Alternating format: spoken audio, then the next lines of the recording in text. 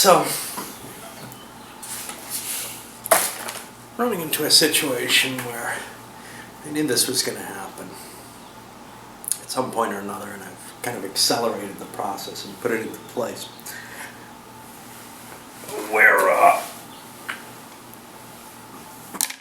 essentially I'm facing a level of corruption in my videos, as it were, or at least the appearance of it to me. I'm not sure what I think yet. And, I've troubled with this for a long time, which is quite simply, at some point or another, the possibility to get free games in exchange for providing reviews would come along. And joining 2D6, one of the reasons I actually joined it was playing with that idea in my head. One of the reasons was getting more exposure to my videos. One was, hey, some people I like are involved in this, and, I kind of want to be part of their club, right? But two events this week, or this last couple of weeks, have kind of put me on this situation that I always knew was going to be difficult. How am I going to react to this? Because I've seen other reviewers taking free games, maybe reselling those games on the market, thereby monetizing this grant from those they're reviewing, or perhaps even turning and making money by making advertisements or promotional videos or whatever for the same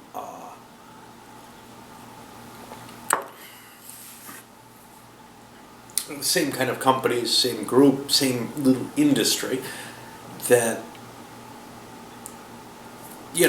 they're supposedly providing these independent and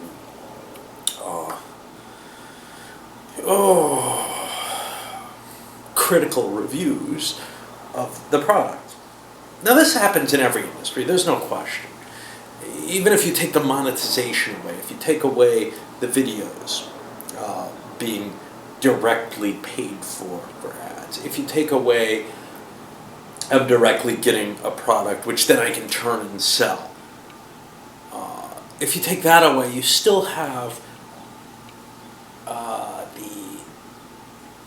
somebody was nice to me, I like this person personally, I've had good relations with them, and that was already troubling me because something I know that I've pre-ordered and I want to pick up.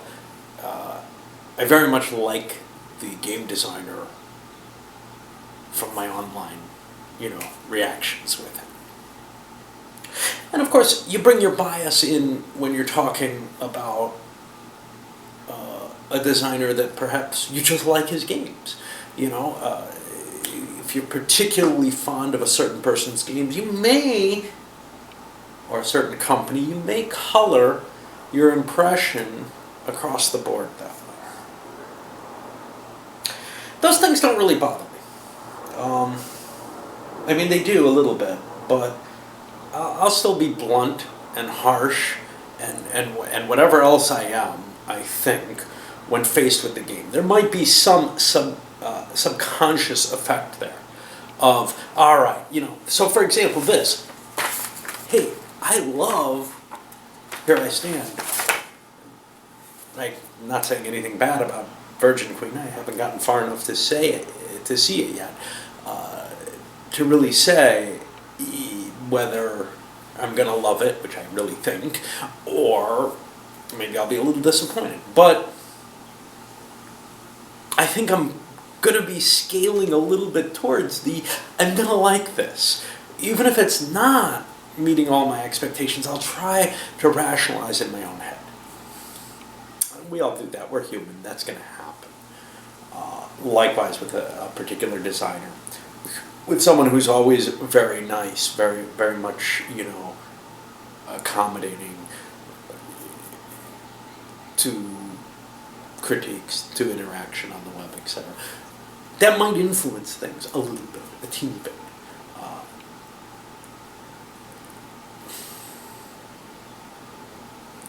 likewise a great knowledge of the historical element. So, for example, the fellow who did Prussia's Glory and Prussia's Glory 2, as well as Clash of Monarchs, obviously really knows his subject matter in depth. My complaints have more to do with the rules organization. Two of the games I saw, and most especially Prussia's Glory 2. So, well, what is the issue then if I'm not going to be influenced, or I don't think I am? Some of it is the obligation involved. So if you take a free game, you feel sort of obligated to get that review out, to get it played, to get it whatever. And that's a little disturbing because that will affect my order of play somewhat. But I can live within that layer as well. And, honestly, I'm not making a rant here or anything. I'm trying to work this out in my own head. And I think speaking to you and showing, where this troubles me, where it bothers me,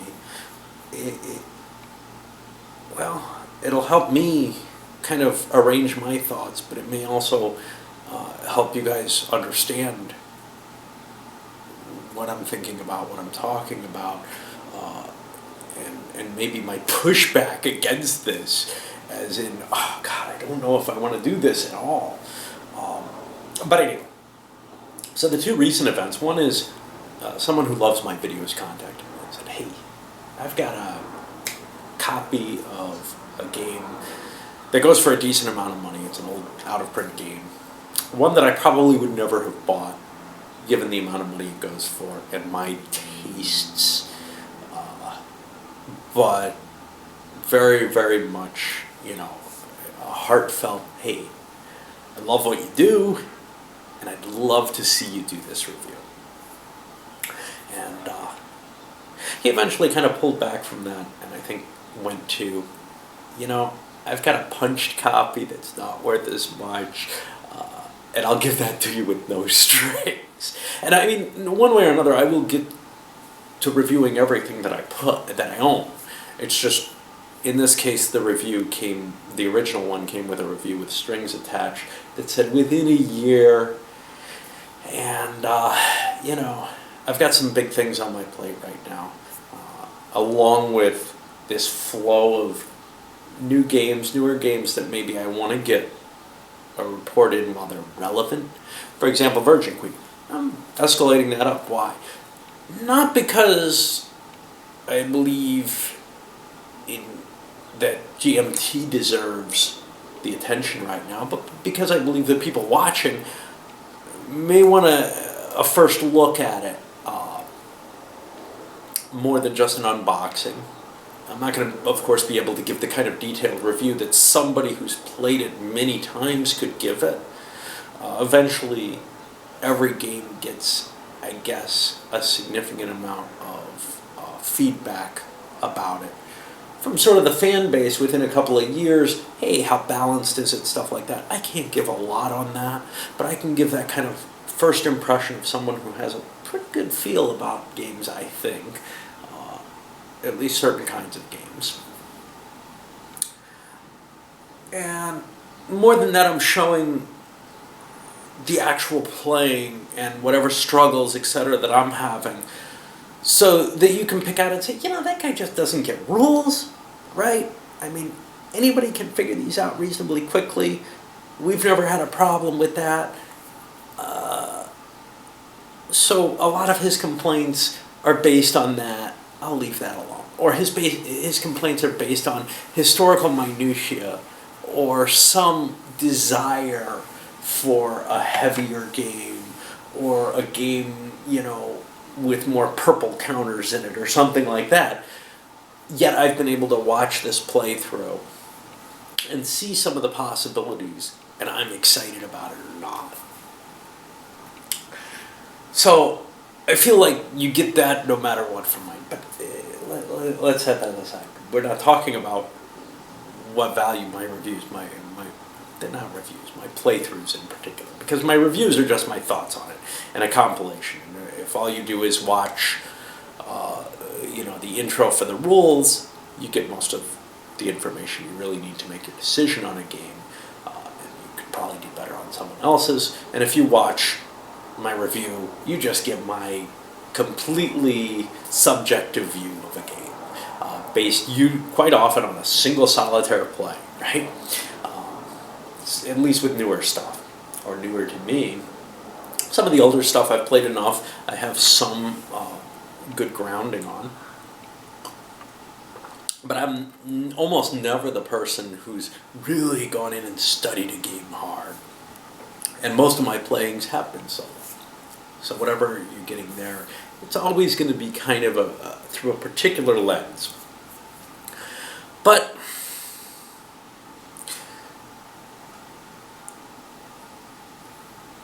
that obligation to move something forward could definitely taint my taste. So my obligation towards Virgin Queen is not just towards you. It's to me. I really, really want to get to play this. I buy a lot of games that I really want to play, and the ordering, well, sometimes is somewhat arbitrary. But every now and then I push something in particular towards the head. So for example, God Kings, I think I kind of gave a shove to even after I looked at it and said, you know, I'm not all that excited about this, but I want to get it out while it's relevant to you guys. I didn't feel pushed to do it in the sense of, I could be doing something else. I did feel I could be doing something else with La Foi Le Glaive, but I really wanted to play that. I just a significant amount of the way through, I started saying, there's no point to me finishing this. And that's why I called it eventually. I don't do that very often. But that game just was not a great solo experience. And I'm not sure it's a great anything experience, to tell you the truth. I like the thoughts behind it. I like the way it works in some ways, but it's got its issues, which you'll see if you look up the review for it. But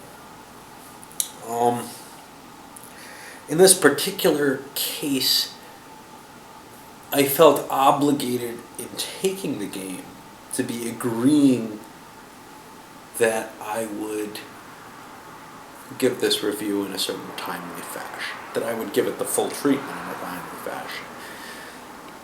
And that might actually cause me not to give it the fair treatment that it really deserves. It's possible that pushing something forward might make me resentful of the game. I don't think it would ever be a positive factor. And then the next thing was actually through 2D6. I've held off from asking to review anything. One, there's nothing I was dying for a copy of. Most things that I really, really want, I'm going to pre-order anyway. And if something slipped under my radar, and I'd look and say, is there anything in here that I just absolutely need to see? Then it could be possible that I would pay that devil's due and say, okay, I'm willing to take this and give a review within, a limited amount of time in order to get a hold of a copy that maybe I couldn't get otherwise. Or that I wouldn't have even thought of. And now, hey, here's something, I wasn't budgeting, I didn't think about it, but here's something that I want and, it's available. Why not pay that little price? But I haven't taken that step yet. What I did do, however, was one of the reviewers had a review copy that I think didn't get reviewed. And mainly because he just didn't like it and didn't want to give a negative review of it. But it was given not by the company, but by a game store. And there were no strings attached to the gift. Neither I nor the other reviewer felt that there was anything involved here beyond him just giving me a game. But then, I was contacted with a piece of information that I wasn't aware of.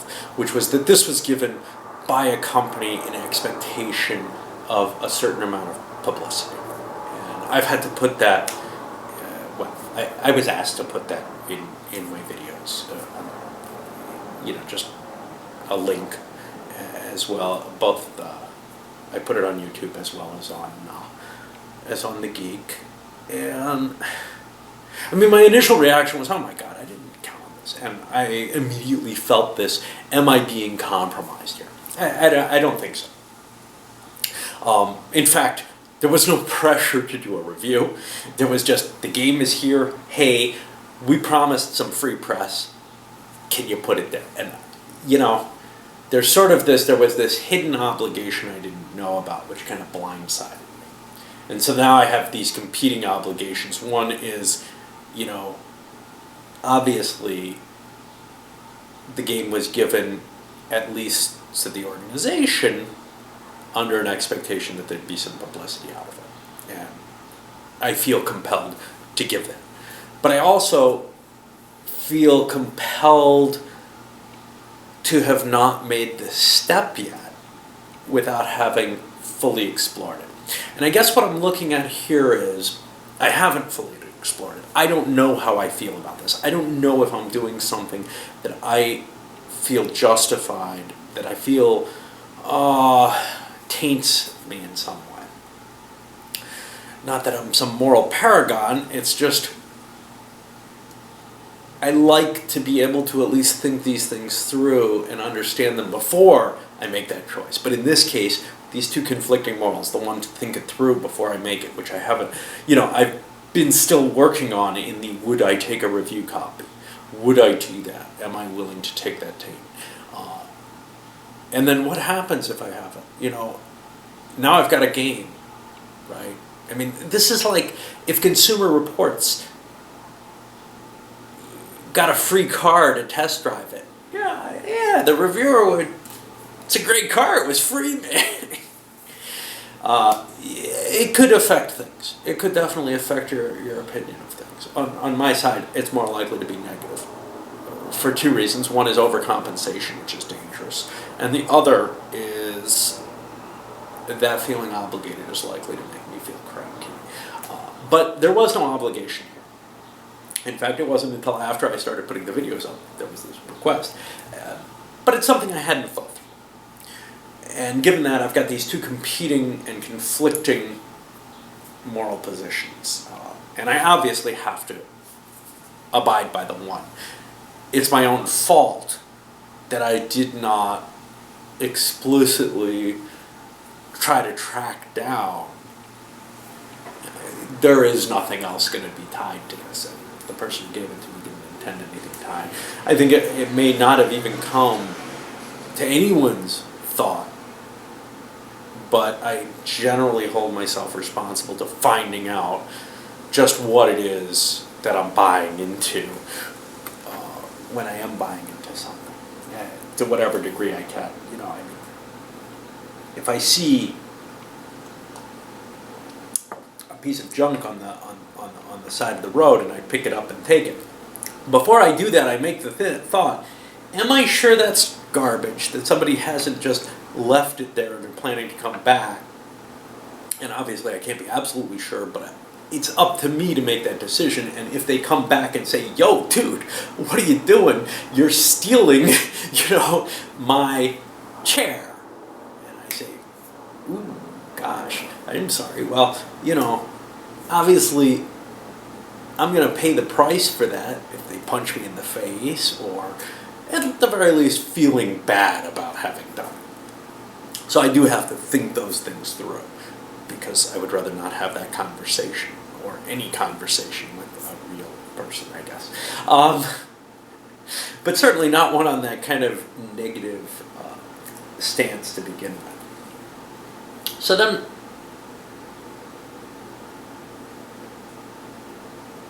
I'm fine with putting that ad up now. But the question to me is, what does it mean in the future? And what is this bigger question? What do I take that step? Do I take that step forward and say, yeah, sometimes there's something that I can say, there's nothing wrong with this. Because here's the thing, there's an advantage I can give to you. Let's say some people like Joel Toppin, who I think is he's certainly a designer for them, but he's associated with GMT. He runs their YouTube account. I don't know if, he's got their permission and blessing with it, there's no question. So, he got a copy quite a bit before I did, and did an unboxing for it. Well, I could give more than I do if companies gave me a pre-release copy, or said, you're ordering this anyway, we'll hurry it to you, or something like that. Do I want that? Do I want that burden of being able, of being in the position to do the pre-release, say, review? Because once you take that burden, you're taking on, this commitment to do it earlier, to do it within a quick time cycle. I can do that with no problem with Virgin Queen, but how many games could I do that with? I could not have done it with Axis Empires. That took months to work up to after I got it, being able to put it on the table and actually play it. There's a certain amount of dissuasion. And the thing is, somebody pointed this out, this industry, the gaming industry, by the time a game gets fully reviewed, I think it's Jesse who put this out actually, by the time the game has gotten its full vetting and reviews, it's too late.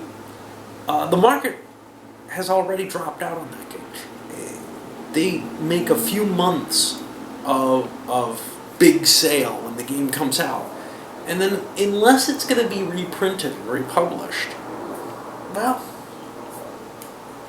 it didn't really matter how good it was. It only mattered how good it seemed for those first 4 months or a year or whatever. So that by the time, people have really gotten to say, is this a classic? Is this a great game? It probably doesn't affect the bottom line of the company anymore. Anyway, these things have to come out very timely to be of great use to either the game company, certainly, but also to the majority of the people who are going to say, oh, this is the hot new game, it's Virgin Queen, I gotta buy it, or whatever. And do I want that burden to you guys, to the companies, to everything? I don't know. I really don't know. Or am I happier just doing what I'm doing? I have more than enough games, to cover and handle. And maybe I need some input for this. And I figure it's a conversation worth having. Anyway, so be it.